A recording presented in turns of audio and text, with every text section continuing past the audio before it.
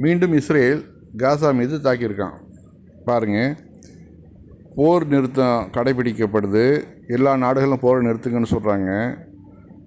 ஆனால் ஈரான் மேலே அடிக்கிறத நிறுத்திட்டு அப்பாவி மக்கள், அந்த காசா மக்கள் சாப்பாட்டுக்கு வழி இல்லாமல் வெறும் மண்ணை தின்னுக்கிட்டும் தண்ணியை குடிச்சிக்கிட்டும் வாழக்கூடிய அந்த மக்களை போய் திரும்பவும் ஏவுகணை தாக்குதல் பண்ணி அங்கே ஒரு 20-25 பேர் இன்றைக்கி இறந்து போயிருக்கிறாங்கனாக்க இவனுங்க வந்து எவ்வளோ பெரிய கொடூர மனம் கொண்டவர்கள் நம்ம தெரிஞ்சுக்கலாம்.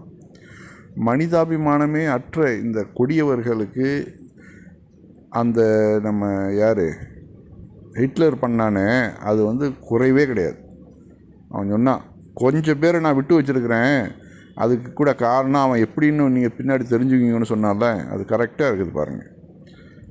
அதாவது ஒருத்தன் வந்து என்ன பண்ணுறானாக்க ஒரு 2 வயசு பிள்ளையை போட்டு நடு ரோட்டில் போட்டு அடிக்கிறான். அடித்து அந்த பெண் என்னடா பாவம் செஞ்சிச்சு, அந்த சின்ன குழந்தை என்ன பாவம் செஞ்சிச்சு, ஈரான் குழந்தைங்கிறதுனால அதை தூக்கி தரையில் ஓங்கி போட்டு அடித்து நம்ம பார்க்கும்போதே மனசு அப்படியே பதப்பதக்கி. எப்படிப்பட்ட கல்நெஞ்சக்காரர்களாக அவர்கள் இருக்கிறாங்க பாருங்கள். இன்றைக்கி வந்து அவங்க வந்து உணவுக்காக அலைகிறாங்க. அந்த காசா மக்கள் உணவுக்காக இப்போ ஈரான் வந்து ட்ரக்குகளை அனுப்பிச்சிருக்கிறான். அந்த நாட்டை ஏன்னா அவன் வந்து உடனே ஒரு இது ஏவுகணை விட்டு அவன் 10 ஏவுகணை விடுறான், இஸ்ரேலில் நிர்மூலமாக்குறான். அதனால் பயந்துக்கிட்டு இந்த கோழைகள் என்ன பண்ணுறானுங்க, ஆயுதம் இல்லாத அந்த காசா மக்கள் மேலே ஒரு தாக்குதலை நடத்துகிறானுங்க. இது வழியாக இப்போ நிறுத்துகிறானுங்க. போர் நிறுத்தம் கடைபிடிக்கப்படுது. ஆனாலும் அந்த அமைச்சர் என்ன சொல்கிறான், நாங்கள் வந்து தொடருவோம், காசா மக்கள் மீது நாங்கள் தொடர்ந்து ஏவுகணை தாக்குதலை பண்ணுவோம்.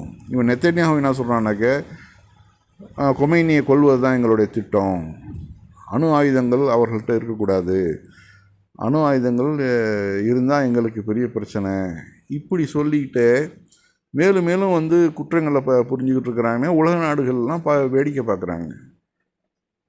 இவர்களுக்கு வந்து பொருளாதார தடையை இஸ்ரேலுக்கு விதிக்கணும், அங்கே வந்து சுத்தமாக துடைத்தறி பெறணும். ஏன்னா அவர்கள் வந்தேரிகள், அந்த நாட்டுக்கு வந்தேரிகளாக தான் வந்தாங்க.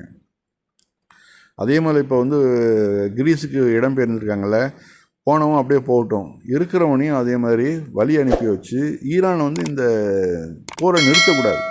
திரும்பவும் தொடர்ந்து அடித்து இருக்கிற இன்னும் ஒரு 10% 20% இஸ்ரேலிகள்லாம் அந்த இடத்துல விட்டு காலி பண்ணணும்.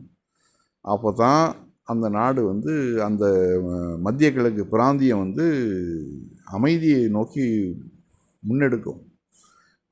இவர்கள் ஒரு யூதன் அங்கே இருக்கிற வரைக்கும் அங்கே வந்து நிம்மதி இருக்காது. அந்த மக்களுக்கும் நிம்மதி இருக்காது, ஒட்டுமொத்த மத்திய கிழக்குக்கும் ஒட்டுமொத்த உலகுக்கும் நிம்மதி இருக்காது. ஏன்னா மத்திய கிழக்கு தான் நம்ம நாடுகள்லேருந்து இந்தியா, பாகிஸ்தான், பங்களாதேஷ்னு ஆட்கள் போகிறாங்க. நிறைய மேன் பவர் அங்கே தான் வந்து அதிகமான பொருளாதாரம் நம்ம நாட்டுக்கு வருது. அதுவும் பாதிக்கப்படும்.